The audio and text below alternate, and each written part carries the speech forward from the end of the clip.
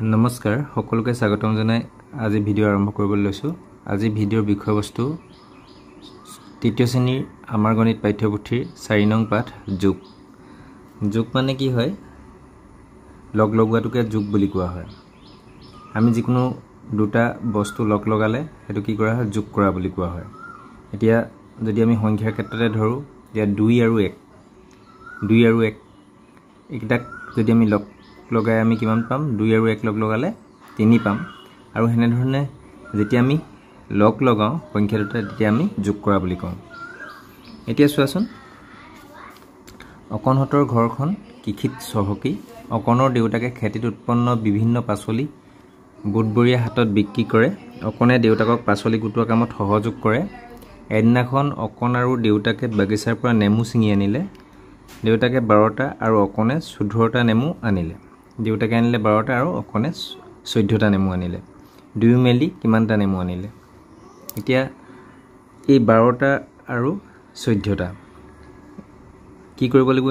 আমি লগ লগাব লাগিব। এতিয়া আমি কেনে ধৰণে কৰিম চাওঁচোন। দেউতাকে আনিছিলে 12টা আৰু অকণে আনিছিলে 14টা। এতিয়া লগ লগাবলৈ ল'লে আমি এডাল চিন ব্যৱহাৰ কৰোঁ। এইটো কি চিন বুলি কোৱা হয়? যোগ চিন বুলি কোৱা হয়। 2 4 কিমান?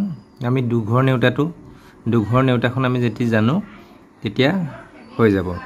2 1 3, 2 2 4, 2 3 5, 2 4 6, 1 1 কিমান?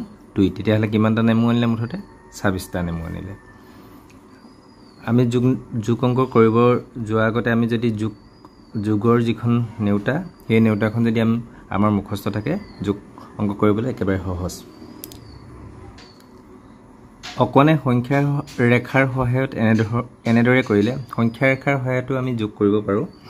এতিয়া দেউতাকে আনিছিলে 12টা নেমু আৰু অকণে আনিছিলে 14টা। এতিয়া আমি 12টাৰ পৰা আমি ল'ম, 12ৰ পৰা আমি আৰু 14টা লগ লগাব লাগে।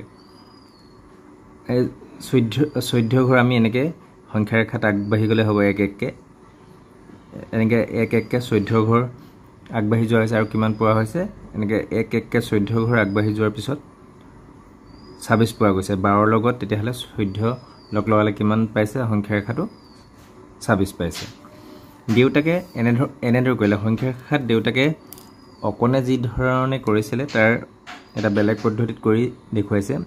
12টালৈকেতো আমি যিহেতু দেউতাকে আনিছিলে 12ৰ পৰাই কৰিব লাগিব। তাৰপিছত 10 ঘৰ আগুৱাই গৈছে। আকৌ 10 ঘৰৰ পৰা 1 1কৈ এনেধৰণে আগুৱাই গৈছে। এতিয়া তোমালোকে আন ধৰণে কৰিবলৈ চেষ্টা কৰাচোন। আমি 12লৈকেতো যিহেতু দেউতাকে 12টা নেমু আনিছিলে আৰু অকণে অনা 14টাটো আমি বেলেগ ধৰণে কৰিম। এতিয়া কি হয়? 12, ইয়াত আমি 7 ঘৰ আগবঢ়াই গৈছোঁ। কেইঘৰ? 7 ঘৰ। 12 7 19। আকৌ আমি 9 ঘৰ, 7 ঘৰহে হ'ল। আৰু 7 ঘৰ গ'লেহে আমি 14 পাম। 1 7 8 9 10 11 12 13 14। এনেধৰণে মুঠতে 14 ঘৰ যাব লাগিব। এইটো আমি 10 ঘৰ প্ৰথমতে গৈছিলে, ইয়াত আমি 7 ঘৰ ল'লোঁ। তাৰপিছত 7 ঘৰ ল'লে তেতিয়া আৰু 1 1কৈ 7 ঘৰ গৈছে। আমি এনেধৰণে কৰিব পাৰোঁ। ইয়াৰ উপৰিও বেলেগ ধৰণে কৰিব পাৰা। তোমালোকে 6 ঘৰো যাব পাৰা। 5 ঘৰ গৈ পিনি তোমালোকে পিছত 1 1কৈ তোমালোকে কিমান ঘৰ যাব পাৰিবা? 1 1কৈ 5 ঘৰ গ'লে আৰু 9 ঘৰ যাব লাগিব। এতিয়া আমি স্থানীয় মানৰ সহায়তো যোগ কৰিব পাৰোঁ। স্থানীয় মানৰ সহায়ত কেনেধৰণে যোগ কৰা হয় চাওঁচোন। এইটো 12টোত এককৰ ঘৰত 2 থাকিব আৰু দশকৰ ঘৰত 1। 14টোত এককৰ ঘৰত 4 আৰু দশকৰ ঘৰত 1। এতিয়া এককৰ ঘৰৰ অংককেইটা যোগ কৰি কিমান পোৱা হৈছে? 6 পোৱা হৈছে। 2 4 6 আৰু 1 1 2। যোগ কৰোঁ আশা কৈছে একক আৰু দশকৰ স্থানীয় মান অনুসাৰে। এতিয়া 8 1 কিমান? 8ৰ লগত 1 লগ লগাই দিলে কিমান হয়? 9। তাৰপিছত 4 2 কিমান?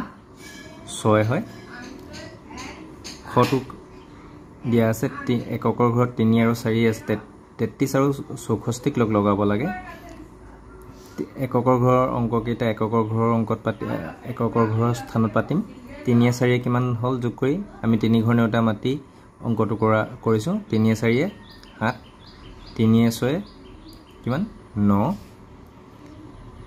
এটো 2 7 2 ঘৰ নেউটা মাতি আমি অংকটো কৰিবলৈ চেষ্টা কৰিছো 2 1 3 2 2 4 2 3 5 2 4 6 2 5 7 2 6 8 2 7 9 ঠিক তেনেধৰণে 5 ঘৰ নেউটা মাতি আমি 5 3 কিমান পাওঁ 8 পাওঁ 5 3 8 তোমালোকে এনে আস টানিও কৰিব পাৰা কিন্তু যদি নেউটাখন যদি মুখস্থ থাকে বেছি সহজ কৰিবলৈ যোগ নেউটা বা যোগ অংকবিলাক কৰিবলৈ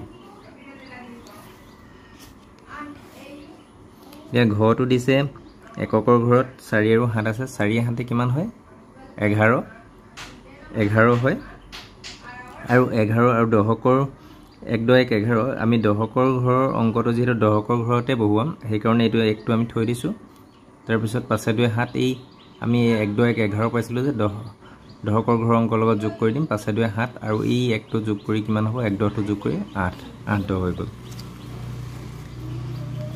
ঠিক এইটো একে ধৰণে 9 2 কিমান 11 আৰু 11 টো 1 টো আমি যেটো দহকৰ ঘৰৰ অংকটো আমি দহকৰ ঘৰৰ স্থানত থৈ দিছো 3 1 4 আৰু এই 1 টো লগ লগাই কিমান হ'ব 5 হ'ব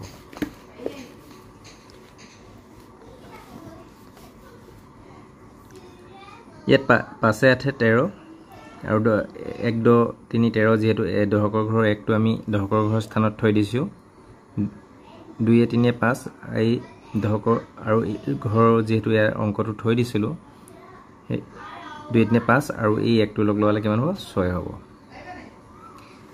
অনুমান কৰো আহা বুলি কৈছে জুইহলা বাকচ এটাত কেইডাল কাঠি থাকে অনুমান কৰি কোৱা জুইহলা বাকচ এটাত আমি কিমান কাঠি থাকে তো অনুমান কৰিবলৈ কোৱা হৈছে গণনা কৰি কাঠিৰ সংখ্যা খালি ঠাইত লিখা এটো তোমালোকে নিজে কৰিবা অনুমান কৰি লিখিবা আৰু তুমি গণনা কৰি পোৱা কাঠিৰ সংখ্যা 100তকৈ কম নে বেছি তুমি যেটো অনুমান কৰিছিলা যেতিয়া সঠিকভাৱে গণনা কৰা হ'ব তাৰ পিছত চাবা কম নে বেছি 100 ডাল কাঠি হ'বলৈ আৰু কিমান ডাল কাঠি ল'ব লাগিব 100 ডাল হ'ব কাৰণে লাগিব নে নালাগে হেতু তোমালোকে হিচাপ কৰি ইয়াত লিখিব লাগিব ঠিক তেনেধৰণে তুমি এমুঠি বুট লোৱা আৰু মুঠিটোত কেইটা বুট থাকিব পাৰে অনুমান কৰি লিখা তুমি অনুমান যেটো কৰা অনুমান কৰি লিখিবা তাৰ পিছত সঠিকভাৱে গণনা কৰাৰ পিছত হে অনুমান কৰাৰ সংখ্যাটোৰ লগত কিমান পাৰ্থক্য আছে তোমালোকে নিজে ভাল লিখি ৰাখিবা অকল এনেকুৱা বুট বুলিয়ে নহয় অনন্য মাৰ্বলৰ এমুঠি লৈ তাত তুমি অনুমান কৰি কিমান আছে লিখিবা তাৰ পিছত গণনা কৰি সঠিক সংখ্যাটো লিখাৰ পিছত কিমান পাৰ্থক্য পালা তোমালোকে চেষ্টা কৰিবলৈ তাৰ পিছত জাপ মাৰি 100 লৈ যাও আহা বুলি কৈছে 100 লৈ ইয়াত কেনে ধৰণে গৈছে 100 পাবৰ কাৰণে প্ৰথমতে 40 জাপ মৰা হৈছে তাৰ পিছত আকৌ 40 ৰ পৰা আকৌ 60 ঘৰ যোৱা হৈছে তেতিয়া কিমান পাইছে 100 পোৱা হৈছে যেটো 100 লৈ জাপ মাৰিছো 40 জাপ আৰু 60 জাপ আহাচোন সংখ্যাৰ খাত বিভিন্ন প্ৰকাৰ জপিয়াই আমি 100 গঠন কৰো মই এতিয়া ইয়াত কেনে ধৰণ দিছো তোমাৰ প্ৰথমতে 30 ঘৰ জপিয়াইছো তাৰ পিছত 30 ঘৰৰ পৰা 100 পাবলৈ আকৌ কেই ঘৰ জপিয়াব হৈছে 10 20 30 40 50 60 70 ঘৰ জপিয়া আছে তে 30 জাপ আৰু 70 জাপ এতিয়া আকৌ আমি বেলেগ ধৰণে জাপ মাৰি 100 ঘৰ পামগৈ আমি প্ৰথমতে মই 50 ঘৰত জপিয়ালো 50 ঘৰত জপিয়ালো আৰু 100 পাবলৈ আকৌ আমি ইয়াৰ পৰা 50 ৰ পৰা আৰু কিমান ঘৰ জপিয়ালো আকৌ 50 জপিওৱা হ'ল এতিয়া 50 জাপ এই ধৰণে কৰিছো তোমালোকে বেলেগ ধৰণে কৰিব পাৰা ইয়াত 70 ইয়াত 20 জাপ ইয়াত 20 ঘৰত তাৰ পিছত 20 ৰ পৰা তুমি আৰু 100ত যাবলৈ হলে 80 জাপ মাৰিবলৈ 20 জাপ আৰু 80 জাপ বেলেগ ধৰণে কৰিব পাৰা বিভিন্ন সংখ্যা লগ লগাই 100 গঠন কৰো আহা বিভিন্ন 30 আৰু 70 লগ লগাই কি হল 100 হৈছে আমি 20 আৰু 80 লগ লগাই 100 লিখিব পাৰো তাৰ পিছত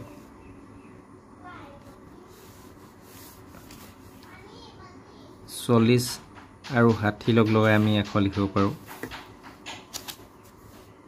এইটো তোমালোকে নিজে কৰিবা বেলেগ মই কৈ দিছোঁ তোমালোকে 50 আৰু 50 দিব পৰা 50 100 এতিয়া ঠিক তেনেধৰণে 42 আৰু 58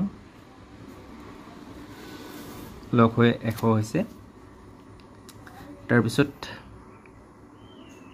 আমি লিখিব পাৰোঁ 52 আৰু 48 এই আমি 52 আৰু 48 লগ লগাই আমি 100 পাব পাৰোঁ ঠিক তেনেধৰণে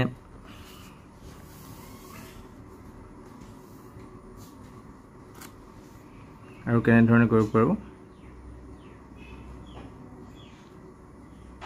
22 আৰু 78 লগাই আমি 100 পাব পাৰোঁ তাৰপিছত আমি আৰু কেনেধৰণে পাব পাৰোঁ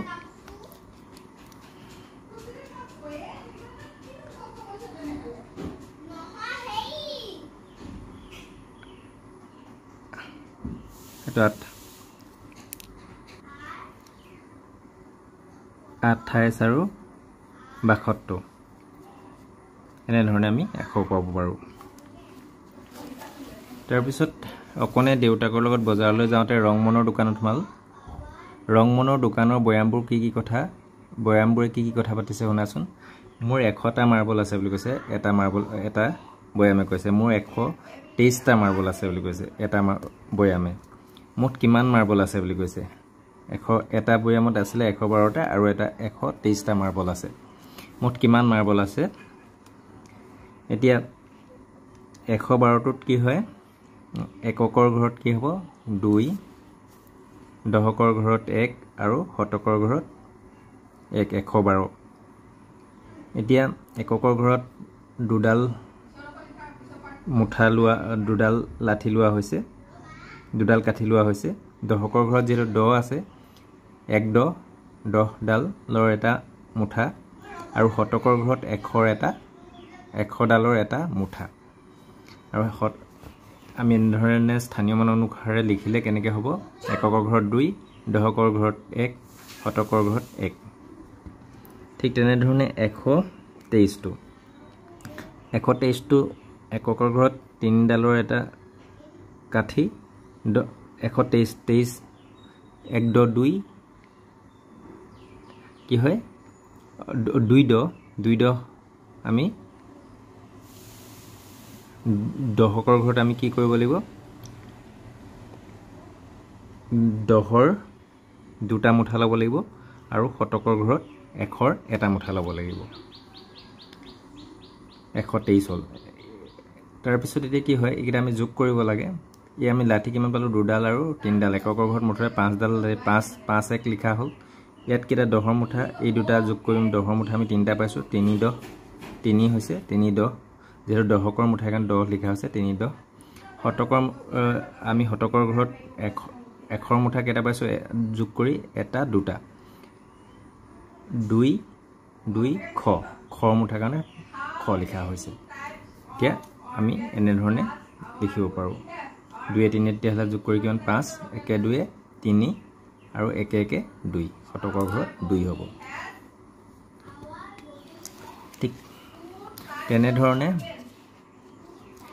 একক কিমান হয় 4 2 কিমান হ'ব 4 2 6 3 0 কিমান 3 0 মানে একো নাই একো নহলে কিমান হ'ব 3 0 3 1 1 2 একক 5 3 8 2 1 3 2 1 3 3 1 4 2 1 কিমান হ'ব 3 3 2 5 এইটো তোমালোকে নিজে কৰিবা এটো মুঠা আৰু কাঠিৰ হৈত মুঠ কিমান মাৰ্বল আছে যোগ কৰি চাও আহা মোৰ এইটো বয়ামে কৈছে মোৰ 115টা মাৰ্বল আছে এইটো বয়ামে কৈছে মোৰ 137টা মাৰ্বল আছে বুলি কৈছে এতিয়া মুঠা আৰু কাঠিৰ হৈত মুঠ কিমান মাৰ্বল আছে যোগ কৰি চাও আহা এতিয়া কি হয় 115টা মাৰ্বল এতিয়া 5ডাল এককৰ ঘৰত কি হ'ব 5ডাল কাঠি লোৱা হৈছে তাৰ পিছত দহকৰ ঘৰত 1 দহৰ মুঠা এটা লোৱা হৈছে আৰু শতকৰ ঘৰত শতকৰ এশৰ মুঠা এটা লোৱা হৈছে ঠিক তেনে ধৰণে পিছৰটোত কি হয় 137টা আছিল এককৰ ঘৰত 7 আছে সেইকাৰণে 7ডাল কাঠি লোৱা হৈছে দহকৰ ঘৰত 3 লোৱা হৈছে দহৰ 3টা মুঠা লোৱা হৈছে আৰু শতকৰ ঘৰত 100 আছে 100ৰ এটা মুঠা লোৱা হৈছে এতিয়া কি হ'ল এতিয়া চোৱা আমি কেনে ধৰণৰ কাঠি হোৱাত যোগ কৰিম এতিয়া 5ডাল আৰু 7ডাল লাঠি লগালে 12ডাল হ'ল আৰু 12ডাল হোৱাৰ লগে লগে 12 হ'ল 12টো যেহেতু 10তকৈ বেছি আমি 10ৰ যিকিটা 10টোক আমি এটা মুঠালৈ ৰূপান্তৰিত কৰিম সলনি কৰি ল'ম আৰু এই 10টো আমি যেহেতু এককৰ ঘৰত নথম আমি এককৰ ঘৰলৈ লৈ যাম কিমান হ'ব এই 1/10টো ইয়ালৈ লৈ যোৱা হ'ল এই 10ৰ মুঠাটো তেতিয়া 2ডাল থাকিলে 2ডাল কাঠি থাকি গ'ল এতিয়া ইয়াত আগতে আছিল কি 1 3 4 আৰু ইয়াৰ পৰা যেটো 10ৰ মুঠা লৈ যোৱা হ'ল এটো লগ লগাই আমাৰ হ'ল 5টা 10ৰ মুঠা 5 আৰু তাৰ পিছত শতকৰ ঘৰত 1 দুটা 100ৰ মুঠা দুটা 200 হৈ গ'ল এতিয়া আমি এইটো স্থানীয় মান অনুসাৰে কৰিছো যুগটো 5 7 12 কি হ'ল যেহেতু দহকৰ ঘৰ আমি একটো দহকৰ ঘৰলৈ লৈ যাম একটো ইয়ালৈ লৈ যোৱা হ'ল ইয়াত থৈ দিয়া হৈছে 1 3 4 এইটো লগ লগাই আমাৰ ইয়াত পাম আমি 5 ঠিক 1 2 নিশ্চয় বুজি পাইছা এইটো এইবাৰ মুঠা আৰু কাঠি ব্যৱহাৰ নকৰাকৈ যোগ কৰোৱা হা বুলি কৈছে 5 7 কিমান হয় 12 আমি 2টো বহাম আৰু 1 2 12 এই দহকৰ ঘৰৰ 1টো আমি দহকৰ ঘৰত থৈ লৈ যাম 1 3 4 আৰু এই দহকৰ এটো লগ লগাই কিমান হ'ব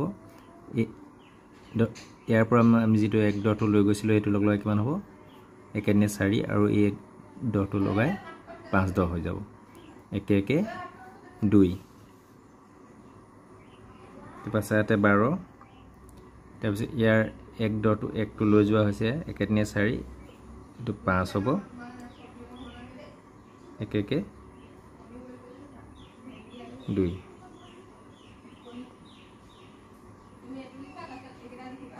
এইটো তোমালোকে এইটোকে কৰিব দিয়েছে এইটো ইয়াত কৰা হৈ গ'ল তাৰ পিছত ইয়াত এইটো তোমাৰ ইয়ালৈকে কৰি দিছে 5 7 12 2 1 10 1টো এল লৈ যোৱা আছে 3 1 4 এই 1টো লগ লগাই 5 1 1 2 এইটো তোমালোকে এইটো লিখিব নালাগে এইটোকে আমি এড কৰিছো 3 2 5 তাৰপিছত কি হ'ব 7 6 কিমান হ'ব 13 1 1 এই আমি 13 1 এই শতকৰ ঘৰলৈ লৈ যাম 7 7 ইয়াৰ দহকৰ ঘৰলৈ লৈ যাম মানে এইটো আমি ইয়াতে 1 10 হৈছে 1 13 আমি গোটেইটো সংখ্যা আমি বহাব নোৱাৰো আমি শতকৰ ঘৰলৈ লৈ যাম 1টো 4 3 7 8 তাৰ পিছত কি হয় 3 2 5 7 6 13 এই 1টো আমি শতকৰ ঘৰলৈ লৈ গৈছো 4 3 7 8 এইটো কৰি দিয়া আছে তোমালোকৰ এইটো